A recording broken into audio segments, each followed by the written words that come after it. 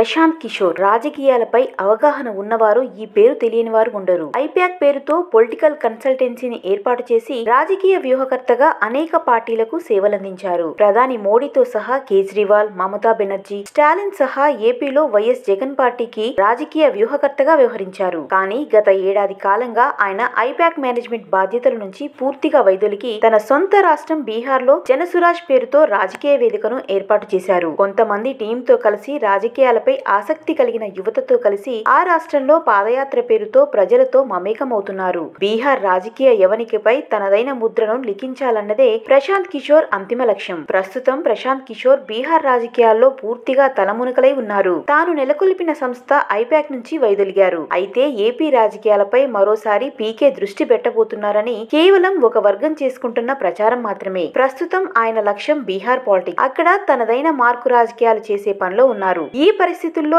AP రాజకీయాల్లో తలదూర్చే ఆలోచన పీకేకి లేదన్నది అతని సహచరుల మాట. కాబట్టి గతంలో తాను పనిచేసిన వైఎస్ఆర్ కాంగ్రెస్ పార్టీకి ప్రస్తుతం ఏపీ సీఎం వైఎస్ జగన్ కి వ్యతిరేకంగా సలహాలు, సూచనలు ఇచ్చే అవకాశమే లేదు. జగన్ ప్రభుత్వాన్ని ఎన్నికల్లో ఎదుర్కొనేందుకు ఏ కారణం లేక టీడీపీ అండ్ ఎల్లో మీడియా పీకే పేరును తమ స్వార్థం కోసం వినియోగించుకుంటున్నారు. వచ్చే ఎన్నికల్లో సీఎం వైఎస్ జగన్ సారథ్యంలో వైఎస్ఆర్ కాంగ్రెస్ పార్టీ 175 స్థానాల్లోనూ గెలిపే లక్ష్యంగా పావులు కదుపుతోంది. ఈ దశలో టీడీపీకి అనేక జిల్లాల్లో కనీసం పోటీలో నిలిచేందుకు అభ్యర్థులు కూడా దొరకని పరిస్థితి. ఈ నేపథ్యంలో అధికార పార్టీని ఇరుకున పెట్టేందుకు ఎలాంటి అంశం లేకపోవడంతో చంద్రబాబు అండ్ కో ప్రశాంత్ కిషోర్ పేరును తెరపైకి తెచ్చింది.